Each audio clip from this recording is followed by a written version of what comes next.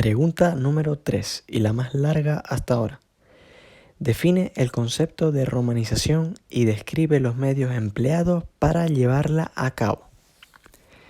El proceso de romanización se entiende por la adopción por parte de los pueblos conquistados de la lengua, la cultura, la forma de organización y los modelos de vida romanos. Al igual que la conquista, la romanización fue un proceso discontinuo con resultados desiguales. En el área ibérica, más urbanizada y con forma de organización no muy diferente a la romana, fue más fácil la conquista. También su inserción en la civilización romana.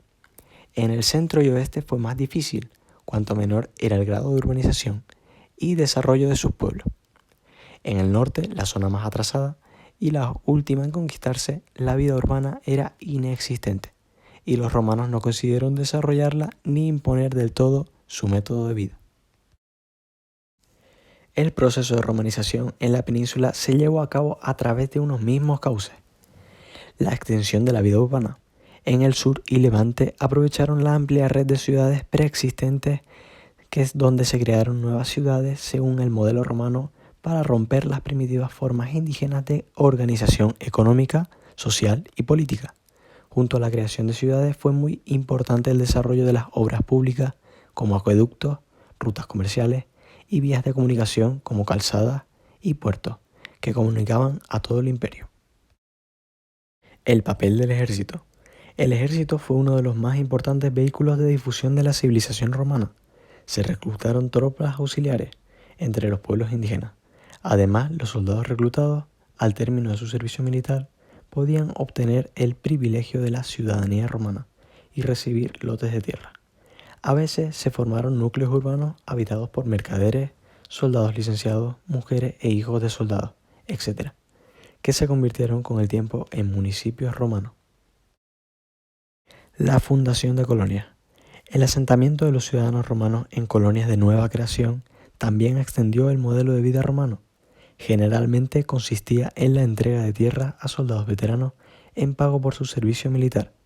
Mérida Augusta, fue fundada por orden del emperador Augusto para asentar a los veteranos de las guerras cántabro-astures. La concesión de la ciudadanía romana a los indígenas.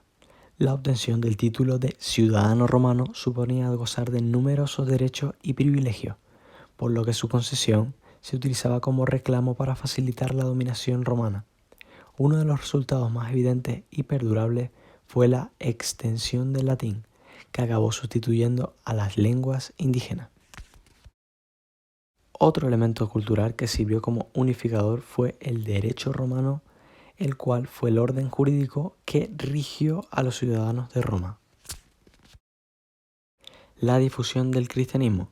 El proceso de romanización de los pueblos peninsulares implicó también la difusión de la religión romana, la cual era politeísta, o sea que creía en varios dioses, aunque los cultos indígenas no desaparecieron del todo. Durante el Alto Imperio se había extendido por Hispania el cristianismo. En cualquier caso, a partir del siglo III, la nueva religión se fue extendiendo y cuando el emperador Constantino la legalizó mediante el Edicto de Milán en el año 313 después de Cristo, que supuso el fin a la etapa de las persecuciones y la clandestinidad.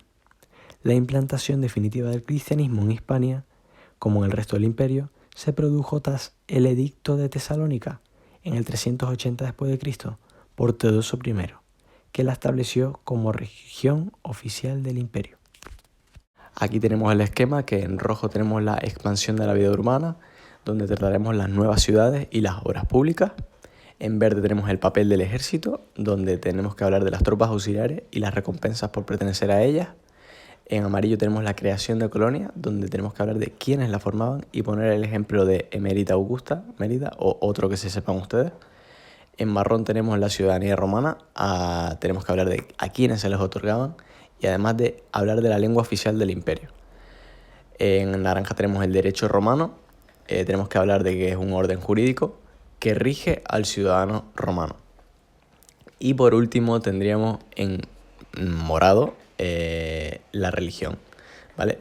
La religión romana era al principio una religión politeísta, Luego el cristianismo se legalizó y por último el cristianismo se impuso como religión oficial.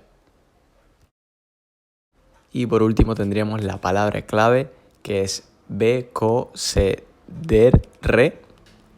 donde simplemente con la V trataremos la expansión de la vida urbana, con la E trataremos el papel del ejército, con la C y con la O trataremos las colonias, con la C trataremos la ciudadanía romana, con el DER, la D, la E y la R tratamos el derecho romano, y con la R y la E tratamos la religión romana, ¿vale? Esta palabra es un poco más larga ya que el temario era más largo y habían coincidencias con las letras y pues era más que nada para que tuviera un poco de sentido la palabra, pero sé que no tiene sentido, pero igualmente intenten aprendérsela, ya que si se lo aprenden bien, pues les puede resultar más fácil aprenderse el esquema y después, si saben bien la teoría, pues desarrollarla correctamente y de manera esquemática. Quería recargarles que el esquema y la palabra clave no sirven de nada si ustedes no se miran la teoría previamente y no la escuchan por lo menos unas 20 veces, no se la leen, no la practican, ¿vale? El esquema y la palabra clave son simplemente formas para saber por dónde empezar y los pasos que seguir a la hora de realizar el examen y la pregunta que pueda caer en el examen, ¿vale? Simplemente es una guía para que a ustedes les sea más fácil aprendérselo.